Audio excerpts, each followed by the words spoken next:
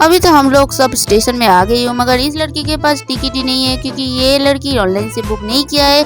इसका क्या ही बोलूँ गाइस, ये एजेंट के पास से बुक किया है तो अब इसके पास से एजेंट के पास से हमने टिकट भी ले लिया और इतना सारा सामान है इसलिए हम लोगों ने एक कुली भी ले लिया क्योंकि इतना सारा बैग उठाने का मेरे अंदर हिम्मत ही नहीं, मेरे अंदर क्या मेरे दोस्त लोगों का भी इतना हिम्मत नहीं है गाइस।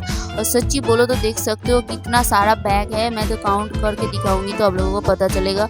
और इधर अभी तक ट्रेन भी नहीं आई, पता नहीं कब भी आएगी। और मैं तो यही सोचते रह गई कि इतना सारा बैग रखे अंकल भी कहाँ गई। और मैं तो ये सोच रही थी कि इतना सारा बैग को मैं कैसे ट्रेन के अंदर ले जाऊंगी। और चलो मेरा दूसरा जो दोस्त है, दो दोस्त, उन लोगों का भी दिखाती हूँ कितना सारा बैग है। इन लोगों का भी 7 करके बैग है गाइस।